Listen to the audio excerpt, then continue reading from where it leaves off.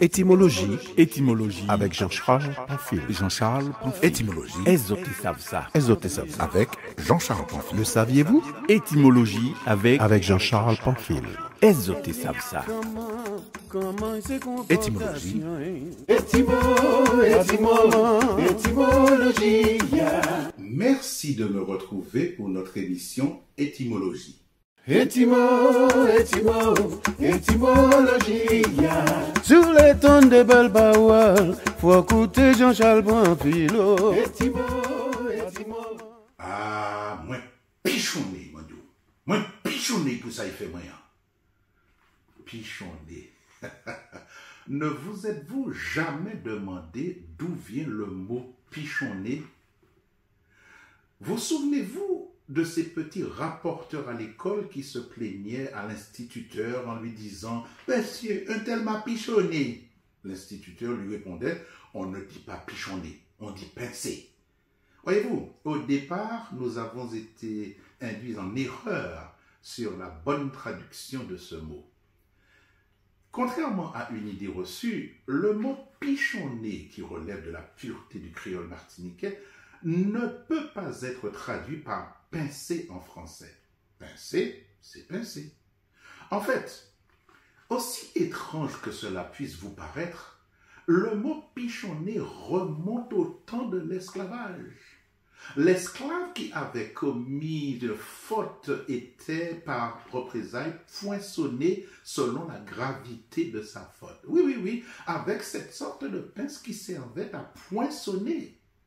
La marque du poinçon lui était à jamais gravée dans les chairs. Dois-je vous exprimer ici le côté douloureux et dégradant de cet acte? Tenez, vous souvenez-vous de Candide ou l'optimisme de Voltaire? Peut-être le connaissez-vous aussi sous le titre de Le nègre de Suriname. Nous avons été nombreux à avoir étudié ce livre, surtout ce texte, n'est-ce pas? En tout cas, mon professeur de français semblait lire ce fameux chapitre 19 de ce livre avec une rage contenue. Alors, je vous rappelle succinctement le récit. Candide, qui est accompagné de son valet Cacambo, a rencontré un nègre étendu sur le sol dans un sale état. Il n'avait plus que la moitié de son habit, c'est-à-dire un caleçon de toile bleue, si je me souviens bien. Comble de l'horreur, il manquait à cet esclave sa jambe gauche et sa main droite. Candide s'est indigné et lui a demandé ce qu'il faisait là dans un état aussi affreux.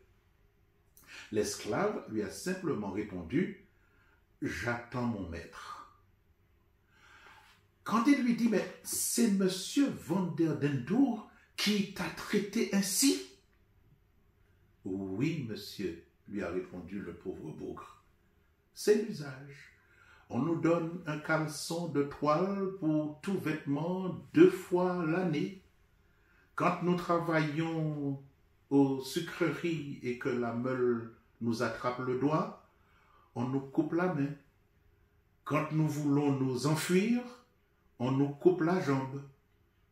Je me suis trouvé dans les 2 cas, et c'est à ce prix que vous mangez du sucre en Europe. Vous comprenez que le poinçon que recevaient les esclaves aux Antilles était d'une grande scélératesse, mais ce qu'a subi cet esclave de Suriname était incroyablement méchant.